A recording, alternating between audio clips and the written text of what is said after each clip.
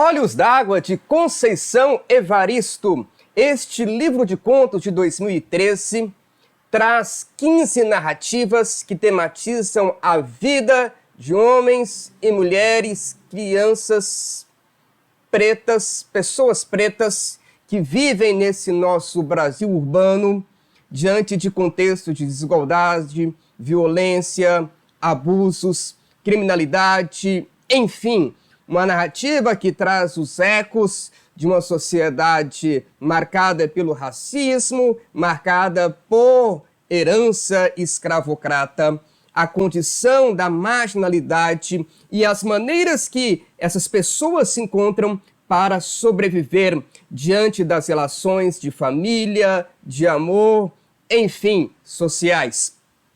Vamos trazer aqui uma leitura sintética, objetiva, temática dos 7 primeiros contos de Olhos d'Água. E em um outro vídeo faremos a continuação. Primeiro, vamos falar aqui dessa pessoa magnífica que é Maria da Conceição Evaristo de Brito. Ali sou eu, né, Márcio Moraes, aqui com a Conceição Evaristo. Eu tive o prazer de conhecê-la na minha cidade, na minha Universidade Estadual de Montes Claros, no ano de 2013, quando participamos aí de um seminário de literatura.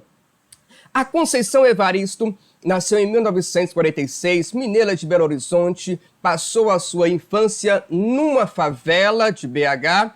A sua mãe, uma doméstica, teve 9 filhos. A Conceição, ela teve contato com o Quarto de Despejo, uma obra de 1960 de Carolina Maria de Jesus, que é uma mulher preta, que contou a sua história em forma de diário na favela em São Paulo, e a Conceição se viu na história da Carolina Maria de Jesus. Então, esta obra é importante porque ela vai influenciar a escrita da Carolina. A obra da Carolina vai influenciar a escrita de Conceição. A Conceição, ela estudou de forma muito, digamos, difícil. Ela passou, obviamente, pelo racismo da escola. O curso normal, ela vai concluir, né, a escola básica, na época, o curso normal, com 25 anos de idade. Ela vai para o Rio de Janeiro e vai para a Universidade Federal do Rio de Janeiro e vai se formar no magistério, né, e em letras, vai ser professora de língua portuguesa, literatura. Ainda no Rio de Janeiro, ela vai se tornar mestre pela PUC do Rio e também na Universidade Federal Fluminense, ela vai se tornar doutora em literatura comparada. Então, a vida da Carolina, ela vai da favela à universidade. Então, uma vida de resistência, de luta para encontrar o seu espaço social, o seu espaço intelectual.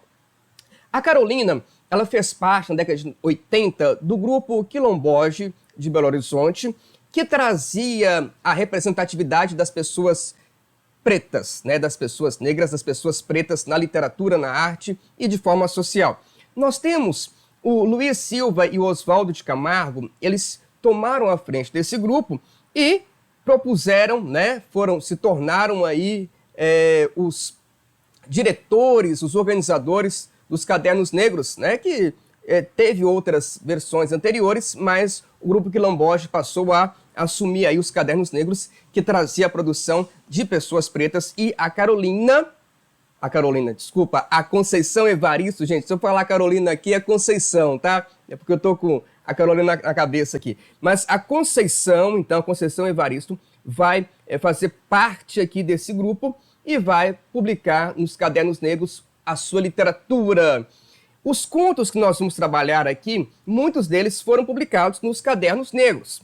A Conceição Evaristo teve o seu primeiro livro, chamado Ponciá Vicêncio, publicado em 2003, e ela publicou outras obras, e Olhos d'Água é de 2013. Vamos então aqui falar dos 7 primeiros contos de Olhos d'Água, da Conceição Evaristo. Vamos lá então, começando aqui com o primeiro, que é Olhos d'Água. Nós vamos trazer uma imagem para você ter essa imagem como referência temática. A imagem é esta aqui, olha só, tá? Aqui em cima, né? Essa imagem aqui.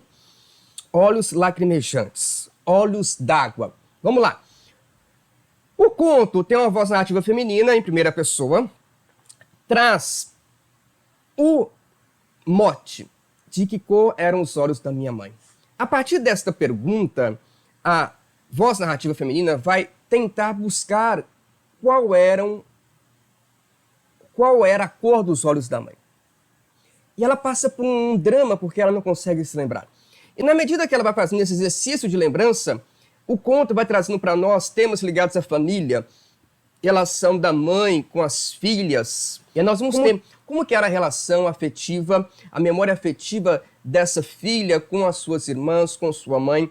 À medida que o conto vai avançando, nós vamos percebendo uma busca de identidade, né? Quem sou eu? Essa filha que sai da sua terra natal para buscar novos horizontes, para buscar uma representação na sociedade. E ao fazer isso, ela vai acabar resgatando a sua cultura, o seu pertencimento, o seu lugar, a sua origem. Nós temos então uma reflexão sobre a ancestralidade, obviamente, a ancestralidade africana. E aí nós temos referência, inclusive, a personalidades, a entidades africanas, como, por exemplo, as águas de Mamãe Oxum. Oxum é uma entidade, né, aí do candomblé, que está ligada ao mundo das águas. Essa narrativa, Olhos d'Água, tem muito essa representação da água. Essa água vai aparecer também em outros contos aqui de Conceição Evaristo. E nós temos, né, no final dessa narrativa, um reencontro da filha com a mãe, e ao olhar para os olhos da mãe, a filha vai perceber que os olhos são de água, olhos lacrimejantes. Essas águas não são apenas lágrimas, existe toda uma metáfora em cima dessas águas no conto que abre a coletânea e que intitula a obra Olhos d'Água. É uma vida de dores, de resistência, e de encontrar nesse elemento, na água, a vida. É uma narrativa muito bonita. Bom, o próximo conto aqui é Ana da Venga. A imagem que vamos ter em mente é aquela imagem ali. Uma mulher que está assustada. É um conto que tem um tema da violência. A voz narrativa onisciente, então é um conto narrado em terceira pessoa. Nós temos uma reflexão em torno do amor. O amor de Ana por da Venga. Ana é a mulher, da Venga é o homem. E aí nós vamos ter uma representação de uma mulher que vai aparecer na vida de um homem que tem no ato do amor o gozo e o choro. Esse homem, esse da Venga, ele tem o seu êxtase e também tem a sua infantilidade na relação amorosa. É um paradoxo interessante, o gozo e o choro aparecem ali na relação amorosa deles. E perceba, o nome da personagem é Ana da Venga, então nós temos a imagem da possessividade. A Ana leva o nome do seu homem, do da Venga. Então essa relação social, essa relação machista, essa relação patriarcal, está presente aqui também no conto, nessa reflexão. Lembrando que o ambiente aqui é um ambiente da favela, é um ambiente da violência urbana. O da Venga, ele é um contraventor, é um homem que se envolve, né, na criminalidade, e a Ana fica muito preocupada com o seu homem. A narrativa, ela tem uma série de medos que vão aparecendo. O medo da Ana, do seu homem voltar ou não, e também o medo social, né, que está ali envolto da narrativa. Existem outros personagens, obviamente, nesse conto. E o necropoder é interessante, né? Quem decide quem vive e quem morre? Então nós temos em paralelo a polícia e em paralelo o banditismo social, né? O da Venga, ele tem um necropoder. Existe, por exemplo, uma outra personagem, que é a Maria Agonia, que se envolve com o da Venga, e ele decide, né, pelo fim dessa mulher. Ele a conhece no ambiente religioso, olha só que interessante. Então tem toda uma reflexão sobre o mundo religioso e o mundo mundano. Essa Maria Agonia, ela não se entrega totalmente ao da Venga, e por isso ele decide dar fim a ela, enquanto a Ana, que ele conheceu numa roda de samba, ela é do mundo e ela se entrega a da Venga, digamos, de corpo e alma. E existe uma cena muito impactante no final, que é a família interrompida. A Ana, ela está fazendo aniversário, o Davenga vai comemorar o aniversário com ela, com amor, né? Ela nem esperava, né? Porque o contexto da vida dela, ela nunca esperava essa celebração do seu aniversário assim de forma surpresa, mas eles vão encontrar uma surpresa também muito triste, que é um dos destinos dessa vida na criminalidade. E aí nós vamos ter uma família interrompida porque a Ana está grávida, mas os policiais chegarão lá no barraco e a cena final vai ser muito trágica para a Ana, para a Davenga e para o bebê que está no ventre da Ana. É um conto muito forte, de muito impacto e que mostra realidade social, né, do ambiente da favela, do crime, das consequências, os anseios, os desejos. Ana Davenga. O próximo aqui é Duzu Querença, uma narrativa que nós vamos ter como imagem esta que está aparecendo aqui, uma senhora, uma idosa, é a Duzu, e a Querença, que é a sua neta. A voz narrativa onisciente, também em terceira pessoa. Nós temos uma senhora, que é a Duzu, numa situação de rua.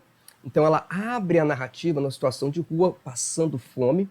E a partir dessa apresentação, nós vamos ter ali um flashback, nós vamos ter como que a Duzu foi parar ali naquele ambiente da mendicância, a sua família, o seu pai, tinha um sonho, a sua mãe, eles saem de uma cidade pequena, vão para uma cidade grande.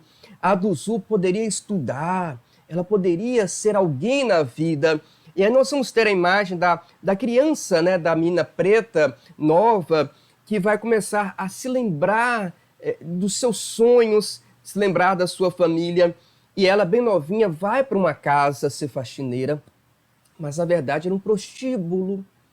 E aí nós vamos ter essa Duzu, novinha, curiosa, com uma iniciação sexual muito precoce, marcada, obviamente, né, pela violência sexual, pelo estupro, e ela vai, né, tendo uma vida marcada por muitas desventuras no amor.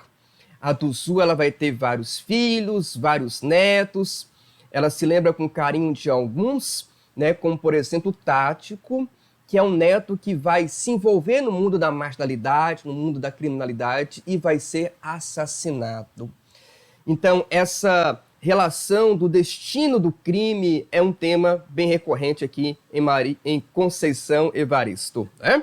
Nós vamos ter aqui recordações da herança ancestral. Tem um momento em que a Duzu ela vai lembrar de seus avós, de sua mãe, de seu pai. Então nós temos essa herança ancestral e ela, né, ela já é avó.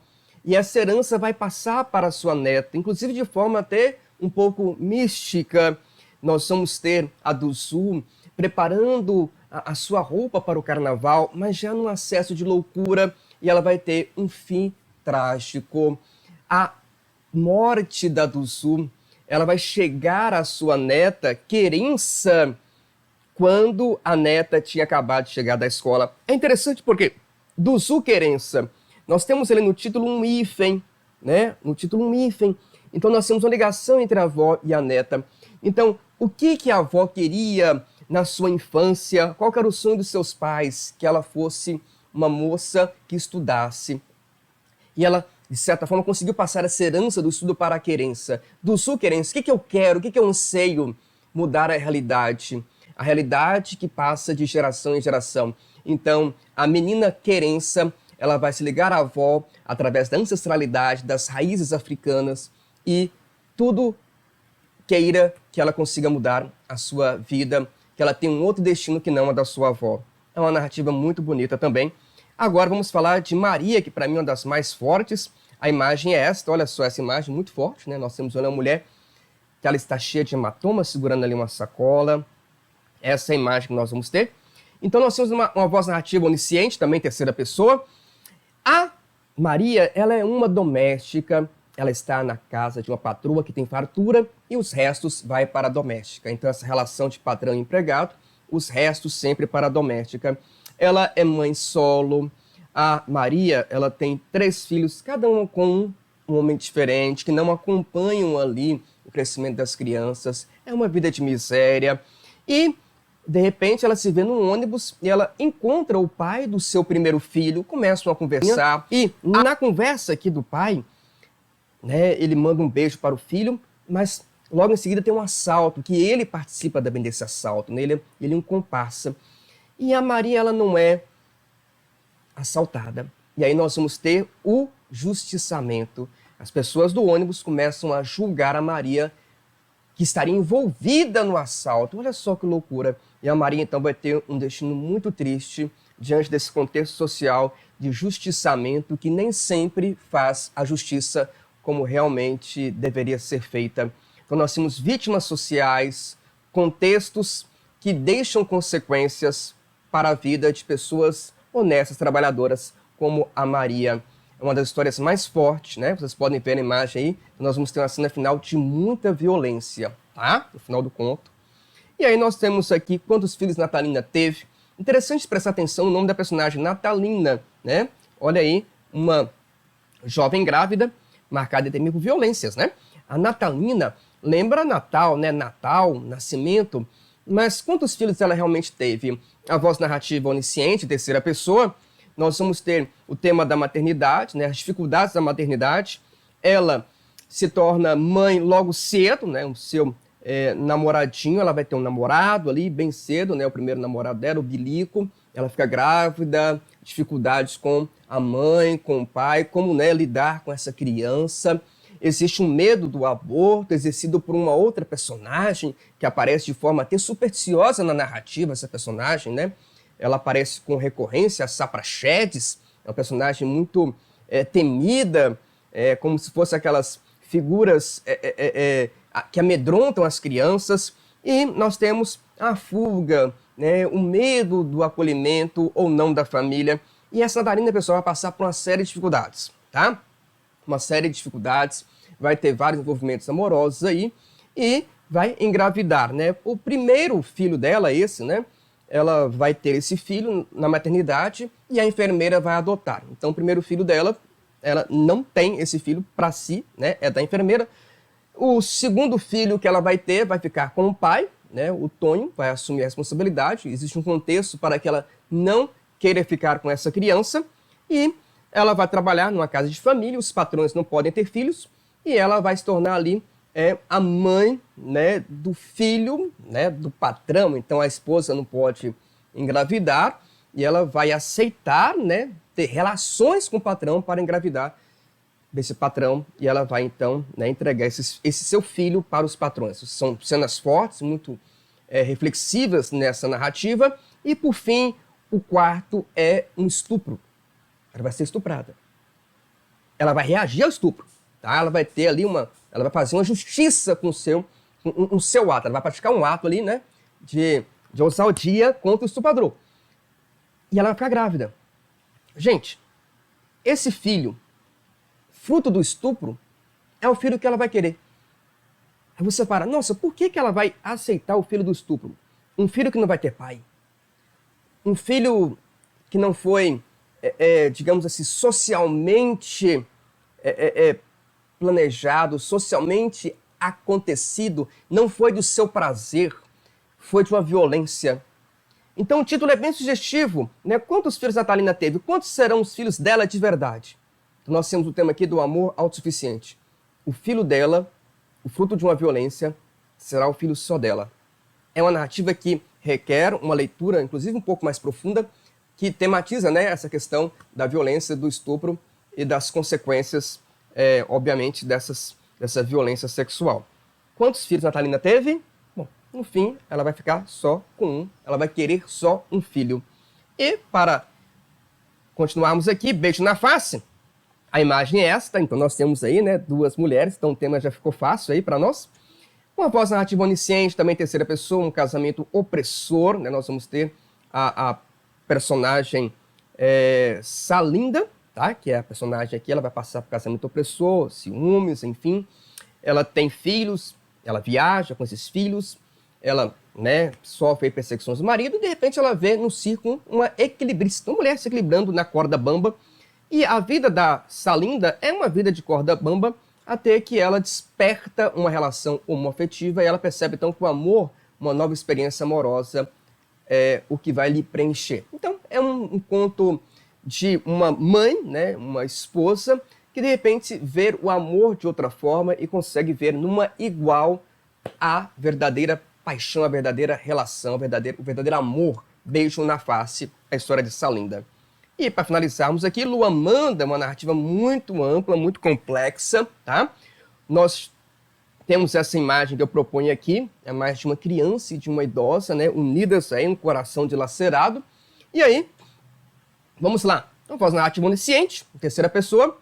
Luamanda, então nós temos aí uma junção, uma aglutinação, Luamanda, ao mesmo tempo que lembra o nome Amanda, que está ligado ao amor, né? O amor, Luamanda, Amanda. Experiências amorosas é o tema, tá? Uma mãe solo de 5 filhos e ela vai refletindo a sua vida amorosa, né?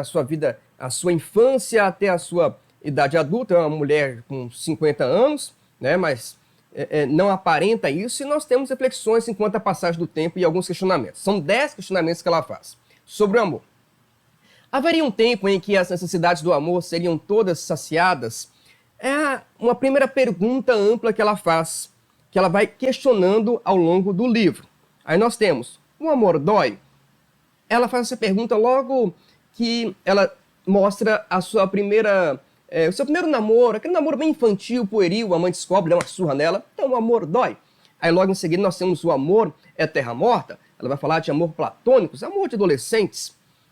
E amor é terremoto, né, quando ela começa a ter relações aí, né, de forma sexual mais intensa, né, com homens, amor é terremoto, mexe com o corpo. O amor é um poço misterioso onde se acumulam águas, lágrimas, né, e aí ela faz reflexões sobre as gestações que ela vai ter, os filhos que ela terá. O amor se guarda só na ponta de um falo ou nasce também dos lábios vaginais de um coração de uma mulher para outra? Ela vai ter experiências de relações homoafetivas. Então, o amor é só com uma mulher ou duas mulheres? Uma reflexão que ela propõe. O amor não cabe em um corpo quando ela tem uma experiência com um jovem, ela já mais madura com um jovem, com a virilidade, a flor da pele. O amor é um tempo de paciência quando ela tem relação com um idoso, né? Então nós temos o tempo de paciência. E o amor comporta variantes sentimentos quando ela sofre abusos de violências sexuais, estupros, por exemplo. E por fim, a última reflexão, Há uma Menina no Tempo.